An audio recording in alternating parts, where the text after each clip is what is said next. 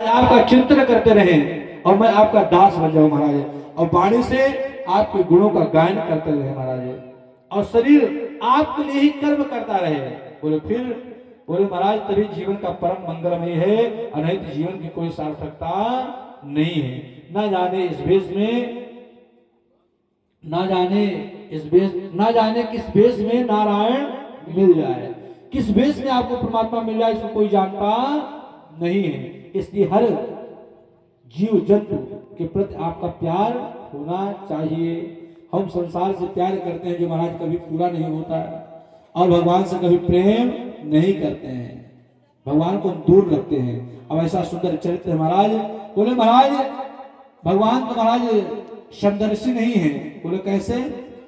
बोले महाराज देवता का महाराज भरण पोषण करते हैं, दैत्यों का संहार करते हैं। बोले ना, ये आपकी गलत बात है। बोले महाराज भगवान कभी पक्षपात करते ही नहीं। श्री सुखदेव जी कहते राजन जब शिशुपाल का वध किया तो महाराज यही प्रश्न युधिष्ठिर देवर्षि नारद से किए थे।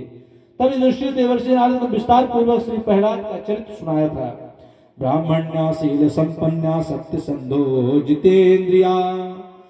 प्रहलाद जी महाराज बचपन से ब्राह्मणों के भक्त थे, शील संपन्न सत्यनिष्ठ थे महाराज, और जितेंद्रिय थे।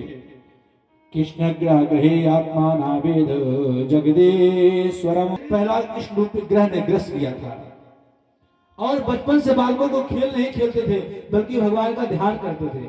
जो बच्चा बचपन से भगवान का भजन करता है वो बचपन में उसका जीवन मंगल रहता है, और जो बचपन में भगवान का भजन करने के लिए चलते हैं तो महाराज बुढ़ापे में बड़ी दिक्कत होती है, बड़ी समस्याएं का सामना करना पड़ता है। बचपन में खेल कूद में महाराज गवा देते हैं, जवानी अपनी महाराज अपने दिनचर्या और अपने घर गृहस्थी में गवा देते हैं, और बुढ़ापे में चलते भगवान का भजन करने के लिए, जब चलते हैं भजन करने के लिए मुख से बोलते हैं राम, निकलता है आम, जीवा काम नहीं कर रहे, फिर चलते हैं भजन करने के लिए। अरे बड़े खुशी होगी, बोलते महाराज मैं बद्रीनाथ गया था। अच्छा कैसे? बोले महाराज मैं गधे पर बैठ कर गया था। वाह, मैं केदारनाथ गया था। अरे बेचारा वो तो गधा ही है, वो तो भार स्वयं ढो रहा है, और तुम 60 किलो के 70 किलो के हो गए, तुम भी उसके ऊपर कूद के बैठ गए, और बड़े खुशी से कहते हो मैं गधे के ऊपर बैठ के गया था केदारनाथ। अरे कौन सा आपने कार्य कर लिया?